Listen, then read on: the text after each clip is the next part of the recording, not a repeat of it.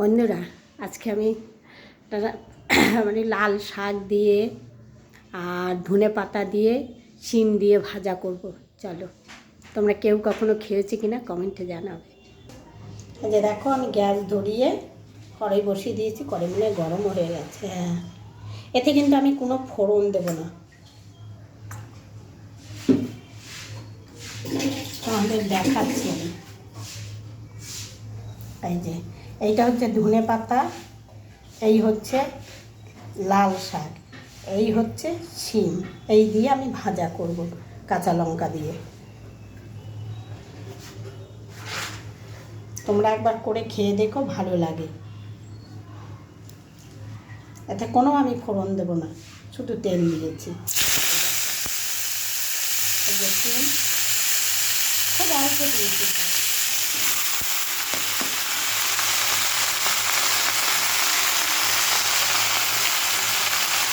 একটু লাল শাকটা বেশি আছে, ধনে পাতাটা একটু তার থেকে একটু কম আছে, আর শিম অল্প দিকে দিয়েছি, বেশি দিয়েছি।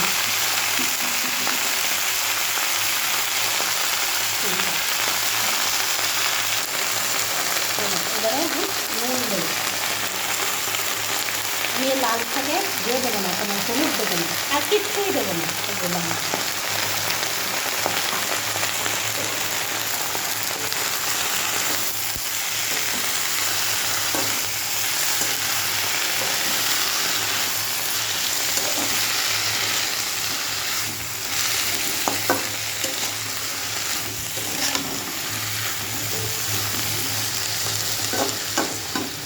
এবারে আমি ঢাকা দিয়ে দেবো। এই যে জল বেরোবে, এই জলে শাকটা সেদ্ধ হয়ে যাবে।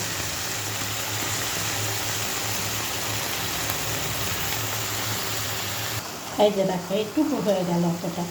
আমি একটু মিষ্টি দিচ্ছি, তোমরা চাইলে একটু দিয়ে দেবো মিষ্টি, খুব সামান্য দিলাম।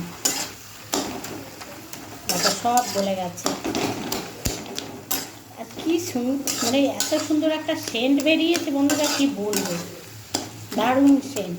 আর হলুদটা কেন দিলাম না বলো তো? লাল শাকে হলুদ দিলে না লাল ভাবটা থাকে না। ভাত মাখবে দেখবে একদম লাল লাল হবে, আর হলুদ দিলে কিন্তু হবে না, এই শাকটা সাদা পাড়া হয়ে যাবে হলুদে। বুঝতে পারলে বন্ধুরা? আমি ওই জন্যে লাল শাকে হলুদ দিই না। আমার হয়ে গেছে, এবার আমি নামিয়ে দেবো। এরকমই রাখবো, মানে একদম পুরো শুকনো শুকনো করবো না, এটা খেতে বেশি ভালো লাগে।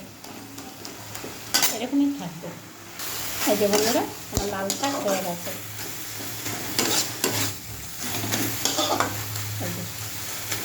গ্যাস অফ করে দিলাম, হয়ে গেছে। রাখছি বন্ধুরা, আর কিছু বলার নেই। কেমন হলো অবশ্যই কমেন্ট করে জানাবে।